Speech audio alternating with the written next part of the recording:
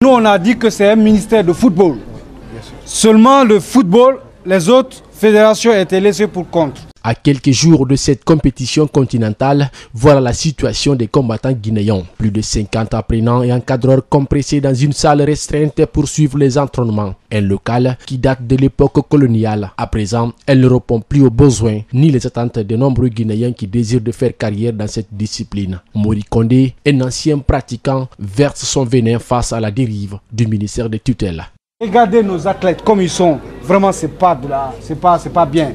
Alors que nous sommes tous Guinéens, vous devrez vraiment faire face à ça lors de vos différents conseils.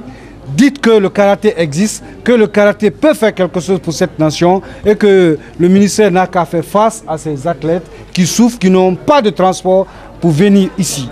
À peine ils se retournent, ils n'ont pas de quoi manger. Malgré ces conditions difficiles pour les apprenants, Anne-Marie Kalivogui se dit prête à relever le défi pour son pays. Donc si tu as le cœur, tu peux faire tout. Donc en tout cas moi j'ai ce cœur. N'importe quelle partie que je parle, il faut que je me bats pour gagner médaille d'or et amener dans mon pays.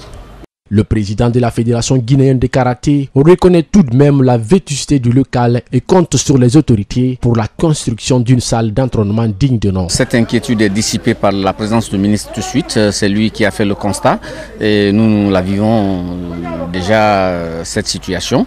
Et Inch'Allah, après ce championnat, après la Tikazone, vous allez voir remonter la nouvelle salle à partir de la Hope, puisque cette salle déjà elle existe depuis 1962. Avec une capacité de 20 à 25 personnes. Aujourd'hui, nous avons tous les soirs 300 à 400 personnes qui s'entraînent là. Ce n'est pas adapté.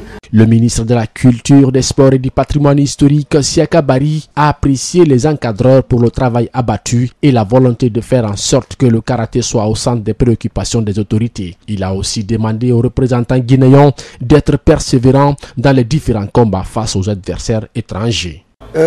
Malgré les difficultés ambiantes, vous arrivez petit à petit aujourd'hui à sortir le sport guinéen de l'ornière.